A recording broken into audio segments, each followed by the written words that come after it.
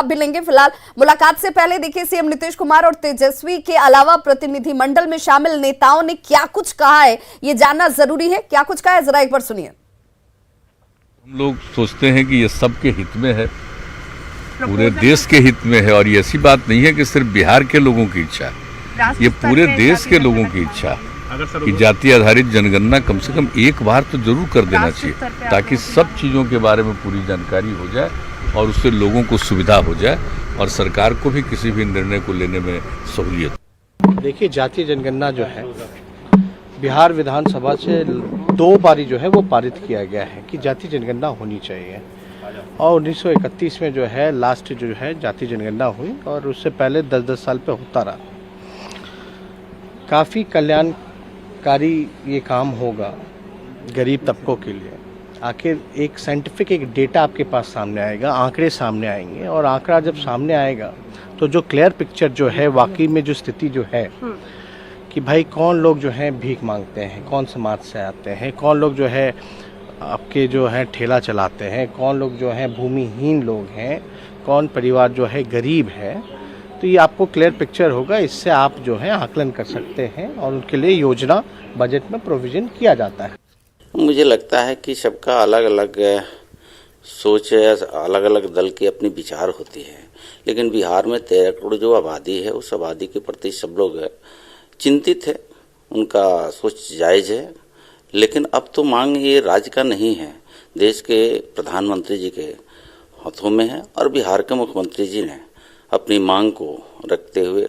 और हम सब के साथ ये बात होगी। और मुझे लगता है कि देश के प्रधानमंत्री जी ने बार बार कहते रहे कि पूर्वांचल राज्य का जब तक विकास नहीं होगा, जैसे उड़ीसा है, बंगाल है, बिहार है, तो विकास के कड़ी में देश के प्रधानमंत्री जी ने कई ऐसे योजनाएं चलाए जो बिहार मुख्य धारा में जुड़ पाए। तो इस कड़ी में मुझे लगता है कि देश के प्रधानमंत्री जी जो भी निर्णय लेंगे बिहार के मुख्यमंत्री जी को ध्यान में रखते हुए, तो मुझे लगता है कि वो हम सबका मान्य होगा।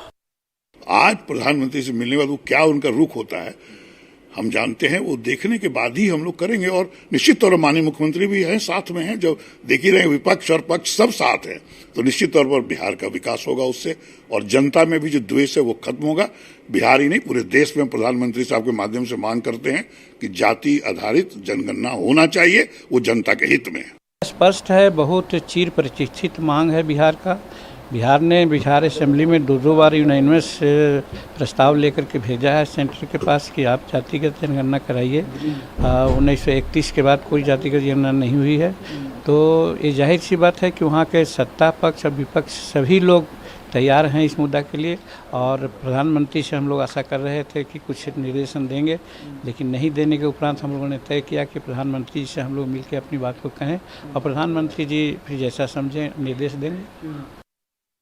हम लोग तो पूरी उम्मीद रख रहे हैं कि आदरणीय प्रधानमंत्री जी से मिल के अनुरोध करेंगे, और हम लोगों के विधानसभा का ये सर्वदलीय प्रतिनिधिमंडल है, स्वाभाविक रूप से हम लोग आशान्वित हैं। ये फैसला तो केंद्र सरकार और प्रधानमंत्री महोदय को लेना है, और हम लोग उम्मीद करते हैं कि सकारात्मक फैसला हो। तो देखिए, उम्मीद सभी कर रहे हैं कि ये जो फैसला है केंद्र सरकार का वो सकारात्मक हो, सबके हित में हो, और बिहार के लिए ही नहीं सिर्फ देश के अगर परिप्रेक्ष्य में भी देखा जाए तो जातिगत जनगणना जरूरी हो जाती है, क्योंकि एक लंबा अंतराल हुआ है जब जातीय आधार पर कौन सी जाति की संख्या कितनी है ये जानकारी होना, सार्वजनिक होना, लोगों के सामने आना बेहद जरूरी है। मृत्युंजय तिवारी जी, जिस व्यवहारिकता की बात मैं कर रही थी कि